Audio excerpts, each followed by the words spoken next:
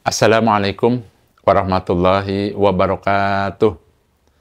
Bapak Ibu yang dirahmati Allah, kembali di sini saya akan menjelaskan dan memberikan beberapa arahan yang terkait dengan pelaksanaan ibadah haji. Kali ini saya akan menjelaskan mengenai barang apa saja yang dilarang dibawa masuk ke pesawat dan dilarang dibawa bersama Bapak Ibu. Jadi, ada benda-benda yang memang larangan untuk dibawa, baik itu dimasukkan ke tas kabin maupun ke tas bagasi.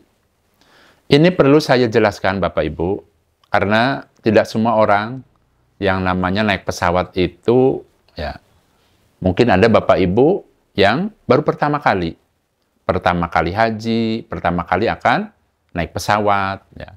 Nah, ini perlu penjelasan. Perlu diketahui Bapak Ibu, yang namanya pesawat itu ada beberapa bagian. Mungkin insya Allah Bapak Ibu pernah mendengar yang namanya kabin. Kemudian pernah mendengar yang namanya bagasi. Nah, apa yang dimaksud dengan kabin? Ya, kabin adalah bagian yang ada di dalam pesawat yang menyatu dengan tempat duduknya para penumpang pesawat. Nah, itu yang namanya kabin.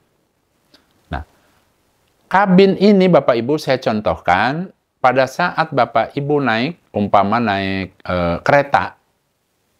Itu kan biasanya ya tas-tas pakaian dan lain sebagainya kalau naik kereta itu biasanya disimpan di atas tempat duduk kita, ada tempat barang-barang. Nah, seperti itulah yang namanya kabin pesawat. Hanya saja kabin pesawat ini boleh diisi barang ya, yang memang sudah ada aturannya. Nanti saya akan jelaskan. Ya, saya ulangi lagi. Kabin adalah bagian yang ada di dalam pesawat yang menyatu dengan tempat duduk penumpang pesawat. Menyatu, maksudnya menyatu itu bareng. Tempatnya di situ. Kemudian, apa yang dimaksud dengan bagasi?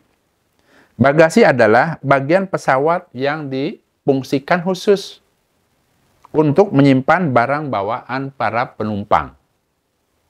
Itu namanya bagasi. Nah, untuk di pesawat ini, Bapak Ibu, ya, yang namanya bagasi ini akan berpisah.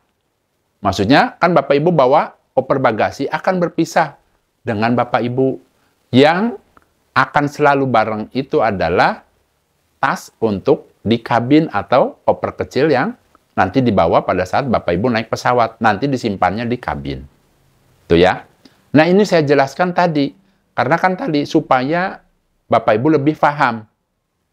Insya Allah tahun ini ya pemerintah Indonesia melalui Departemen Agama itu sudah memberikan koper untuk para jamaah haji. Pertama koper yang besar. Itu namanya koper bagasi. Yang kedua, koper kecil. Aslinya, kalau tahun-tahun sebelumnya itu dikasihnya itu berupa tas teng-tengan. Nah, koper yang kecil itu nanti dibawanya bareng dengan Bapak Ibu. Masuk ke dalam pesawat dan disimpan di atas kita. Pada saat Bapak Ibu duduk, itu ada tempat menyimpan barang. Itu namanya kabin. Tuh ya. Adapun beratnya, kapasitas beratnya itu diatur oleh penerbangan. Yang koper bagasi yang besar itu maksimal 32 kg. Kemudian yang kecil, yang namanya koper kabin atau tas kabin, itu maksimal 7 kg yang boleh dibawa. Nah, kemudian barang apa saja, Abah, yang dilarang dibawa masuk ke pesawat? Saya akan jelaskan. Yang pertama jelas yang dilarang yaitu bahan peledak. Kemudian apa saja yang sekiranya membahayakan yang bisa meledak. Ya contohnya umpama bawa petasan. Ya nggak mungkin kan orang yang akan melaksanakan ibadah haji bawa petasan. Ini hanya sebagai nambah wawasan saja. Dilarang membawa barang-barang yang bisa meledak, baik itu bom, umpama, petasan, itu nggak boleh. Ya, tidak boleh dibawa ke kabin maupun ke bagasi. Kemudian yang kedua, dilarang membawa senjata api. Ya, baik itu pistol, apalah sejenisnya. Insya Allah Bapak Ibu juga tidak membawa senjata api. Berarti aman. Yang ketiga dilarang membawa cairan yang mudah terbakar. Ya, umpamanya korek api tapi yang ada gasnya atau apa yang sekiranya memang mudah terbakar. Nah, itu dilarang. Ya. Kemudian yang keempat yaitu power bank. Power bank dilarang dibawa masuk ke pesawat. Dengan catatan yang dibolehkan itu kapasitas baterai di power bank-nya itu tidak melebihi 20.000 mAh. Berarti masih dibolehkan. Asalkan jangan melebihi yang tadi 20.000 mAh. Dan cara menyimpannya atau membawanya harus dibawa dengan diri kita. Maksudnya boleh dibawa, dimasukkan ke tas kabin. Tidak boleh disimpan di koper bagasi. Khawatir meledak. Jadi cara membawanya silakan dimasukkan ke koper atau tas kabin. Dan saya menyarankan, ini saya berikan tips Bapak Ibu. Kalau ingin membawa power bank, diusahakan, ya, saran saya itu yang ringan, yang enteng. Karena kemarin itu pada saat bulan Ramadan, Bapak Ibu, saya itu bawanya power bank yang 20.000 mAh. Itu berat, besar berat. Kemana-mana, umpama mau ke masjid, dibawa berat. Intinya tidak nyaman. Saya menyarankan cukup yang 10.000 mAh. Itu praktis, nyaman. Itu ya. Jadi ingat, boleh bawa power bank dengan catatan dimasukkan atau dimasukkan ke kabin, ya, ke tas kabin. Kemudian yang kelima, dilarang membawa tongkat pemukul, kemudian ya, tongkat golf, dan sejenis tongkat. Ya. Misalnya Bapak Ibu bawa kamera besar, kemudian kan bawa alat tripod yang besar, itu juga tidak boleh. Karena bisa untuk mukul orang, itu tidak boleh. Tidak, tidak boleh dibawa, tapi boleh dibawanya di mana? Boleh dibawa asalkan diletakkan atau disimpan di koper bagasi. Kemarin itu saya bawa tripod yang besar, ya, untuk kamera. Nah, itu boleh dibawa, dimasukkan ke koper bagasi. Ya. Kalau ke kabin itu dilarang. Termasuk Bapak Ibu pada saat barangkali ingin selfie, bawanya itu tongsis yang bisa dipanjangkan. Nah, itu kan bisa membahayakan orang. Nah, itu juga dilarang. Yang boleh itu dimasukkan ke koper bagasi. Nah, adapun umpama Bapak Ibu ingin mempermudah, umpama selfie pakai HP, ya pakai HP. Nah, ini boleh nih. Nah, ini kemarin saya bawa yang pendek ini, ya mungkin sekitar 10 cm panjangnya. Ini untuk mempermudah kalau umpama saya lagi buat video. Ya, saya dibawa ke tas selempang kalau saya bersama saya, dimasukkan saja tidak apa-apa, ya. Karena ini pendek, tidak membahayakan, ya. Nah, adapun tadi Bapak Ibu umpama ya ingin membawa barang-barang yang apa saja yang sekiranya dapat membahayakan orang, ya berupa tongkat apa saja, memang itu merupakan larangan. Selanjutnya yang keenam, dilarang membawa makanan yang bisa mengeluarkan bau menyengat atau wangi yang menyengat. Umpama di kampung tetangganya, umpama panen durian. Nah, kemudian beliau ini umpama ya belah duriannya, kemudian dikupas dan sebagainya, ya dibungkus rapih itu isi duriannya, dibawa umpama buat oleh-oleh nih Pak, Bu. Itu jangan dibawa. Karena apa? Karena ya, insya Allah akan menyebabkan ruangan di dalam pesawat itu menjadi wangi durian. Nah, itu membuat tidak nyaman, ya. Itu diantara contohnya. Atau bawa jus durian, nanti baunya kemana-mana. Atau segala macam makanan atau buah-buahan yang sekiranya memang mengeluarkan bau menyengat. Adapun kemarin pada saat bulan Ramadan, ada jamaah yang umroh itu bawa ikan asin sama ikan teri. Insya Allah aman-aman saja. Dimasukkannya kemana? Dimasukkannya ke koper bagasi. Ditutup rapat dan lain sebagainya. Ya. Insya Allah, kalau ikan asin itu mungkin kalau pada saat gorengnya kali ya, mengeluarkan wangi. Ya.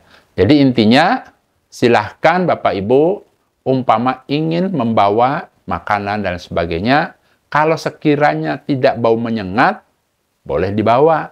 Kalau nantinya bakalnya mengeluarkan bau yang menyengat, jangan dibawa. Itu ya.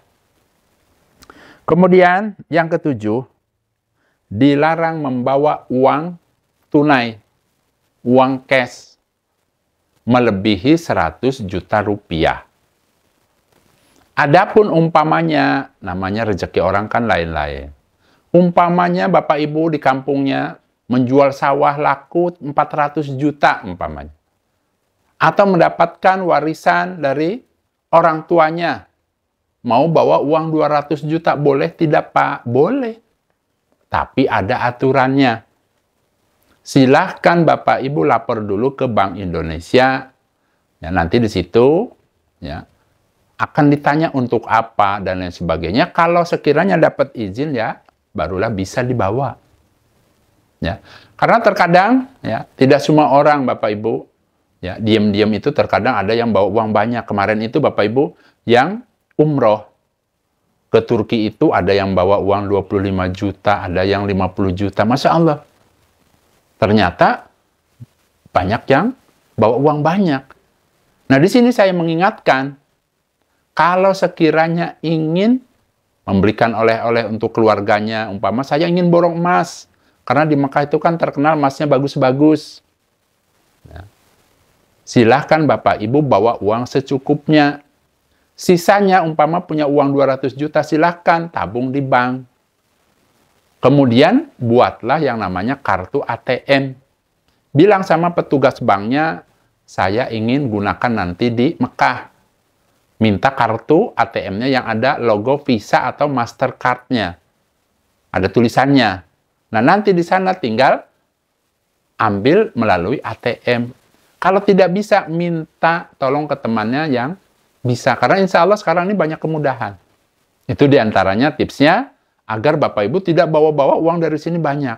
Akan membahayakan Bapak Ibu dan ribet. Ya. Kemudian selanjutnya, silahkan Bapak Ibu boleh membawa cairan ya, atau semacamnya, hanya saja kalau untuk dibawa ke kabin bersama Bapak Ibu ya, tidak boleh melebihi 100 mili. Contoh, umpama Bapak Ibu ingin membawa kayu putih, minyak kayu putih umpama, boleh nggak dibawa? Boleh. Tapi dengan catatan jangan sampai melebihi 100 mili. Bawa saja yang 60 mili umpama ya. Atau umpama obat batuk, khawatir di perjalanan ya, batuk-batuk, saya cocoknya tuh obat batuk cair. Silahkan ke toko obat, ke apotek, minta obat batuk yang cair, tapi jangan melebihi 100 mili. Kalau hanya 100 mili boleh, tidak boleh. Kan yang dilarang melewati 100 mili. Dan itu pun Bapak Ibu, ya, ada yang bertanya kemarin itu, Abah, saya mau nanya, pada saat bawa cairan ke kabin, itu kan aturannya tidak boleh melebihi 100 mili. Maksudnya keseluruhan apa bagaimana? Nah, di sini saya jelaskan, maksudnya setiap botolnya. Contoh umpamanya Bapak Ibu bawa obat batuk 100 mili, boleh satu. Ya. Kemudian bawa minyak kayu putih yang 60 mili, boleh. Kemudian bawa apa lagi umpamanya, boleh. Itu pun tapi jangan terlalu banyak cairannya, secukupnya saja. Ya. Kemudian yang ke-9, dilarang membawa senjata tajam. Yang namanya senjata tajam itu bisa pisau, bisa gunting, bisa obeng, itu kan bahaya, bisa membahayakan orang lain. Ya. Atau mungkin juga cutter, itu juga dilarang. Dilarang dibawa ke tas kabin atau dimasukkan ke koper kecil yang untuk ke kabin itu tidak boleh, ya. Tapi ini sebagai contoh kemarin itu pada saat bulan Ramadan, kebetulan kan saya itu sama istri saya itu biasa kalau di Indonesia di sini ngejus pakai blender, biasanya jus apel dan jus wortel. Nah, sedangkan kan butuh untuk motong-motong apel, wortel. Saya bawa pisau untuk apa? Untuk motong-motong buah-buahan tersebut. Dimasukkannya kemana? Dimasukkannya ke koper bagasi. Bawa blender, bawa setrikaan, bawa kabel panjang, kemudian bawa tadi pisau untuk motong-motong yang kecil saja. Nah, alhamdulillah aman-aman saja. Tapi itu saya menggunakan maskapai Saudi Airlines, ya. Nah, kalau untuk Garuda kan lain-lain peraturannya. Nah, saya menyarankan ya lebih baik tidak usah lah, ya. Tidak usah membawa tadi pisau dan lain sebagainya, alat-alat yang sekiranya membahayakan walaupun umpama dimasukkan ke koper bagasi.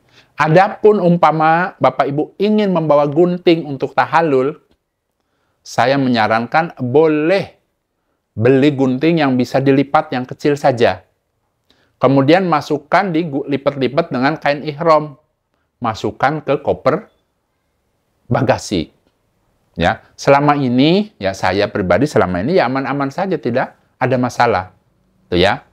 Selama ini ya tidak ada larangan karena kan tadi itu memang pertama tidak membahayakan dan saya simpannya di mana? Di koper bagasi. Ya, itu seperti itu. Tapi kalau Bapak Ibu bawa gunting, walaupun kecil, dibawanya kemana? Ke kabin bersama Bapak Ibu. Itu larangan. Kebetulan kemarin jamaah umroh yang di bulan Ramadan itu kedapatan bawa gunting kecil, dia lupa. Aturan dimasukkan ke koper bagasi, malah dibawa bersama tas lempangnya yang tas untuk paspor. Akhirnya kan ada petugasnya. Ya, dibuka semua dan lain sebagainya, kemudian disita. Alhamdulillah, jazakumullahu khairan. Mudah-mudahan ya, penjelasan ini bisa bermanfaat, khususnya untuk Bapak Ibu yang akan melaksanakan ibadah haji. Bila ada hal-hal yang perlu ditambahkan, masih boleh ditambahkan. Silahkan Bapak Ibu. Tidak ada yang sempurna di dunia ini. Ya. Kesempurnaan itu milik Allah.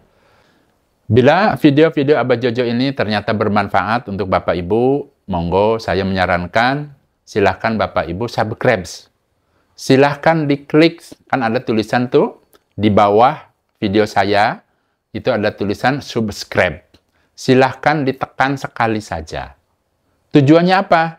Tujuannya supaya nanti pada saat saya mengupload video-video baru itu nanti ada di HP Bapak Ibu. Itu yang pertama.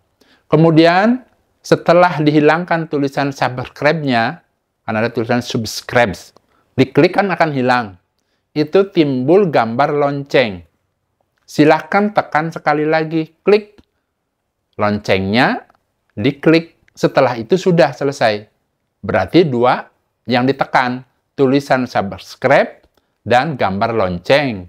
Nah, kalau gambar lonceng ini juga sama. Pada saat nanti saya baru mengupload video baru, nanti ada pemberitahuan. Ya, bahwa Abah Jojo ini mengeluarkan video baru umpama atau baru tayang, ya seperti itu. Ini untuk kemudahan Bapak Ibu. Di samping itu juga Bapak Ibu, dengan adanya Bapak Ibu subscribe, nah itu ya akan membuat video-video saya ini menyebar kemana-mana.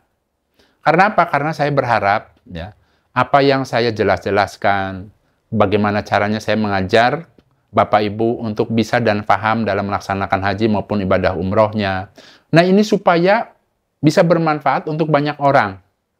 Nah dengan begitu saya berharap agar Allah membalas semua itu dengan pahala jariah buat saya dan keluarga. Itu tujuannya. Jangan lupa tadi silakan di subscribe, diklik subscribe-nya ya. Mudah-mudahan Bapak Ibu yang akan melaksanakan ibadah haji tahun ini, Allah memberikan sehat, Allah memberikan kekuatan, kemudahan, kewarasan, sehat, aman, selamat, lancar, dan barokah. Bisa kembali ke tanah air dalam keadaan sehat, dan semoga bisa mendapatkan pahala haji mabrur. Saya rasa itu saja Bapak Ibu. Abah pamit. Wassalamualaikum warahmatullahi wabarakatuh.